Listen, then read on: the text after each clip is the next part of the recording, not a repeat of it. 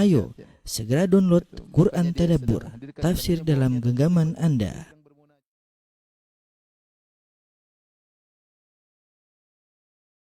Assalamualaikum warahmatullahi wabarakatuh. Innal hamdalillah nahmaduhu wa nasta'inuhu wa nastaghfiruhu wa natubu ilaihi wa na'udzu billahi min shururi anfusina wa min sayyiati a'malina. May yahdihillahu fala mudilla lahu wa may yudlil fala hadiyalah. Wa asyhadu an la ilaha illallah wahdahu la syarika lah. Wa asyhadu anna Muhammadan abduhu wa rasuluhu la nabiyya ba'dah. Ya ayyuhalladzina amanu taqullaha haqqa tuqatih wa la tamutunna illa wa antum muslimun.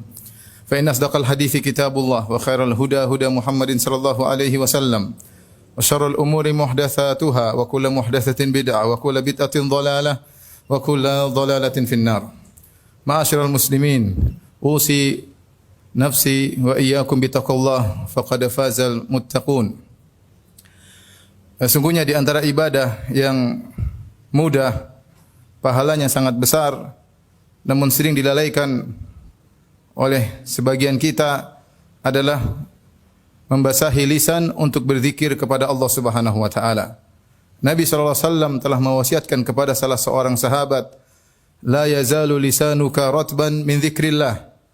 Hendaknya lisanmu selalu basah karena berzikir kepada Allah Subhanahu wa taala. Terlalu banyak dalil-dalil yang menunjukkan bahwasanya berzikir adalah ibadah yang sangat agung dan sangat mudah dikerjakan, mendapatkan pahala yang besar dan kapanpun bisa dikerjakan oleh seorang hamba. Dan di antara sekian banyak zikir yang agung adalah istighfar, beristighfar kepada Allah Subhanahu wa taala.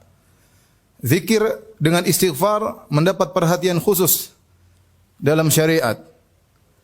Karenanya Nabi SAW bersabda, tuba liman wajada fi sahifatihi istighfaran katsira.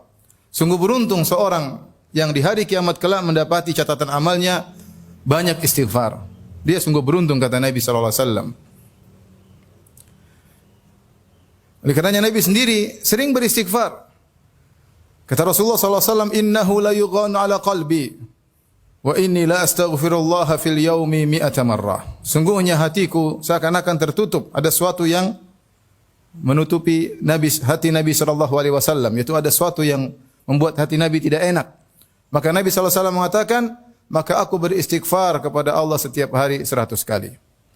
Dalam riwayat yang lain kata Nabi SAW, ya ayyuhal mu'minun tubu ila Allah, wahai orang beriman, bertobatlah kepada Allah. Fa inni atubu ilaihi fil yaumi mi'ata marrah. Sungguhnya aku bertobat kepada Allah Subhanahu wa taala setiap hari 100 kali. Kita sadar bahwasanya di zaman ini sangat mudah bagi kita untuk bermaksiat kepada Allah Subhanahu wa taala. Baik tatkala kita sedang di luar rumah maupun di dalam rumah. Karena medsos, ya, setiap orang pasti memilikinya. Dan jika seorang sudah memiliki HP, sudah memiliki medsos, dia pasti bermaksiat. Pasti bermaksiat. Entah bermaksiat dengan apa yang dia lihat, entah bermaksiat dengan apa yang dia dengar, entah bermaksiat dengan apa yang dia baca, yang dia komentari, dan itu pasti dia lakukan. Betapa banyak aurat wanita yang kita lihat di medsos. Dan lama-lama kita terbiasa. Sementara lisan kita enggan untuk beristighfar kepada Allah Subhanahu wa taala. Oleh karenanya seorang berusaha untuk banyak istighfar karena dia sadar bahwasanya dosa setiap hari dia lakukan. Kalau dahulu orang berdosa, dia keluar dari rumahnya, maka dia akan banyak melakukan dosa. Jika dia menetap di rumahnya, maka dia terhindar dari banyak dosa. Namun di zaman sekarang berbeda. Seorang dalam rumah pun tidak bisa terhindar dari berbagai macam dosa. Selama dia bisa mengakses internet, dia bisa melihat apa yang dia lihat, maka dia tidak akan luput dari perbuatan dosa. Belum lagi dosa-dosa yang lain. Ini menekankan kita untuk sering beristighfar kepada Allah Subhanahu wa taala. Di antara hal yang menekankan kita untuk banyak istighfar kepada Allah Subhanahu wa taala, tidak mampunya kita untuk bersyukur kepada Allah Subhanahu wa taala atas banyak kenikmatan yang Allah berikan kepada kita. Sungguhnya setiap nikmat yang Allah berikan kepada kita wajib untuk kita syukuri. Karenanya para ulama menyebutkan di antara hikmah ketika seorang keluar dari jamban atau dari toilet kemudian dia berkata ghufranaka, ya Allah ampunanmu. Kenapa? Karena dia telah mengeluarkan kotoran dari tubuhnya. Dan itu nikmat yang luar biasa. Seandainya kotoran tersebut tertahan dalam tubuhnya, maka akan menimbulkan banyak penyakit. Dan dia tahu, ya Allah, di antara sekian banyak kenikmatan adalah Engkau bersihkan tubuhku dari kotoran ini dan aku tidak mampu untuk mensyukurinya. Maka seorang berkata, Ghufranaka, ya Allah, ampunilah aku. Lihat nikmat yang Allah berikan kepada kita sangat-sangat banyak. Kalau kita mau hitung tidak akan mampu untuk kita hitung. Yang ini semua menekankan kita untuk banyak beristighfar karena tidak ada di antara kita yang mampu untuk mensyukuri nikmat tersebut dengan sebagaimana yang seharusnya. Kemudian di antara hal yang membuat kita semakin ditekan untuk beristighfar karena kita tidak bisa beribadah kepada Allah dengan yang seharusnya. Siapa yang bisa salat dengan khusyuk yang luar biasa, yang sesuai dengan keagungan Rabbul Alamin? Tidak ada yang mampu. Karenanya orang-orang salihin mereka mencontohkan kepada kita di penghujung ibadah mereka beristighfar kepada Allah Subhanahu wa taala. Lihatlah kita setiap salat, selesai salat kita beristighfar, astaghfirullah, astaghfirullah, astaghfirullah. Habis salat, bukan habis bermaksiat, tapi habis salat. Kenapa? Ya Rabbku, aku tidak mampu untuk salat sebagaimana yang Engkau kehendaki, ya Allah. Begitu aku bertakbir, pikiranku melayang kemana-mana. Astaghfirullah, astaghfirullah, astaghfirullah. Lihatlah bagaimana orang-orang salihin setelah mereka salat malam. Kata Allah Subhanahu wa taala, "Wa bil asharihum yastaghfirun." Dalam ayat yang lain, "Wal mustaghfirina bil ashar." Dan mereka beristighfar di waktu sahur. Siapa mereka ini? Ini orang-orang yang malamnya mereka salat malam, siangnya mereka bersedekah, berinfak. Malamnya mereka salat malam, mereka tutup salat malam mereka dengan astaghfirullah, astaghfirullah, astaghfirullah, astaghfirullah. Mereka tidak ujub, mereka tidak bangga dengan ibadah yang mereka lakukan. Mereka sadar bahwasanya ibadah yang mereka lakukan penuh dengan kekurangan. Oleh karenanya, ya, Allah Subhanahu wa taala menyuruh orang-orang tatkala berhaji kemudian beranjak meninggalkan padang Arafah, Allah mengatakan wastaghfirullah, beristighfarlah kepada Allah Subhanahu wa taala. Haji, sudah mengorbankan uang, biaya, letih sampai ke padang Arafah, di bawah terik matahari berdoa kepada Allah Subhanahu wa taala. Fa idza afadtum min Arafatin fadhkurullaha indal masy'aril haram. Dan seterusnya kata Allah Subhanahu wa taala wastaghfirullah, beristighfarlah kepada Allah Subhanahu wa taala. Lihatlah Nabi sallallahu alaihi wasallam di penghujung dakwah beliau, setelah beliau berdakwah selama 23 tahun, yang seluruh waktunya beliau perjuangkan untuk Allah. Tidaklah Nabi berdiri, tidaklah Nabi duduk, tidaklah bergerak, tidaklah berkata, tidaklah Nabi melakukan apapun kecuali karena Allah Subhanahu wa taala. Dan lihat bagaimana dakwah Nabi sallallahu alaihi wasallam berhasil. Akan tapi Allah Subhanahu wa taala berfirman, "Idza jaa nasrullahi wal fath wa ra'aitan nasa yadkhuluna fi dinillahi afwaja fasabbih bihamdi rabbika wastaghfirhu innahu kana tawwaba." Jika telah datang pertolongan Allah, kemenangan Allah dari Allah Subhanahu wa taala dan kau melihat orang-orang sudah berbondong-bondong masuk Islam, yaitu dakwah Nabi berhasil. Namun apa kata Allah? Fasabbih bihamdi rabbika wastaghfirhu. Bertasbihlah dan istighfarlah. Setelah turun ayat ini, Nabi SAW setiap rukuk dan sujud, yata'awwalul Quran, maka beliau berdoa, Subhanakallahumma rabbana wa bihamdika Allahumma ghafirli. Beliau beristighfar tatkala rukuk dan beliau istighfar tatkala sujud. Jadi ini yang buat kita harus sering beristighfar kepada Allah Subhanahu wa taala karena kita sering melakukan dosa. Kita tidak pandai bersyukur dan kita tidak bisa beribadah kepada Allah sebagaimana mestinya. Karenanya Syekhul Islam Ibnu Taimiyah rahimahullah menyebutkan, lihatlah ibadah salat. Ibadah salat isinya istighfar. Isinya istighfar. Dari awal sampai akhir isinya istighfar. Bahkan seorang tatkala mengawali salat dengan doa istiftah, di antaranya Allahumma ba'id baini wa baina khataayaya kama ba'ata bainal masyriq wal maghrib. Itu salah satu bentuk dari istighfar kepada Allah. Allahumma naqqini min khataayaya, ya Allah bersihkanlah aku dari dosa-dosaku. Istiftah, istighfar kepada Allah Subhanahu wa taala, ya. Kemudian tadi kita sebutkan tatkala ruku, subhanakallahumma rabbana wa bihamdika Allahumma ghfirli. Ruku istighfar. Tatkala sujud juga kita baca doa tersebut, subhanakallahumma rabbana wa bihamdika Allahumma ighfirli. Tatkala kita duduk di antara dua sujud, kita juga beristighfar, Rabbi ighfirli, Rabbi ighfirli, Rabbi ighfirli, atau Rabbi ighfirli warhamni wajburni, dan seterusnya. Kita beristighfar kepada Allah Subhanahu wa taala. Kemudian tatkala kita berdoa di penghujung salat, setelah kita bertasyahud, Nabi mengajarkan doa-doa, di antaranya doa-doa Allahumma ighfirli ma qaddamtu wa ma akhartu wa ma asrartu. Ya Allah, ampuni aku. Ya. Jadi salat isinya istighfar. Setelah salat yang kita ucapkan astaghfirullah, astaghfirullah, astaghfirullah. Saking agungnya istighfar, sampai-sampai Nabi disuruh oleh Allah untuk beristighfar bagi kaum mukminin. Fa'lam annahu la ilaha illallah wastaghfir li dzambik walil mu'minin. Mohonkanlah ampunan untuk dirimu wahai Muhammad dan juga kepada orang-orang beriman. Saking agungnya istighfar, ketika malaikat berdoa untuk kaum mukminin, apa yang mereka doakan untuk kaum mukminin? Mereka mohon istighfar buat kaum mukminin. Kata Allah Subhanahu wa taala, "Alladzina yahmiluna al-arsya wa man hawlahu yusabbihuna bihamdi rabbihim wa yu'minuna bihi wa yastaghfiruna lilladzina amanu. Rabbana wasi'ta kulla syai'in rahmatan wa ilma." Dan seterusnya. Kata Allah Subhanahu wa taala, para malaikat yang mereka mengangkat arsy dan yang berada di sekitar arsy, yang mereka beriman kepada Allah, wa yastaghfiruna lilladzina amanu, dan mereka mohon ampunan bagi orang-orang yang beriman. Karenanya jangan segan-segan agar kita membasahi lisan kita untuk istighfar. Apa susahnya kita berjalan sambil astaghfirullah, astaghfirullah, astaghfirullah. Apa usahanya kita naik kendaraan sambil kita mengucapkan astaghfirullah, astaghfirullah, astaghfirullah. Apa usahanya kita nunggu antrian sambil kita mengucapkan astaghfirullah, astaghfirullah, astaghfirullah. Sangat mudah. Daripada kita bengong waktu berjalan, sementara lisan kita tidak basah. Sungguh detik-detik yang kita lewati dengan tidak ada manfaat sama sekali.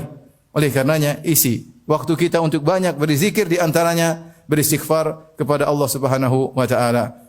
Aqulu qouli hadza astaghfirullah li wa lakum wa li sa'iril muslimin min kulli dhanbin wa khati'ah fastaghfiruhu innahu huwal ghafurur rahim.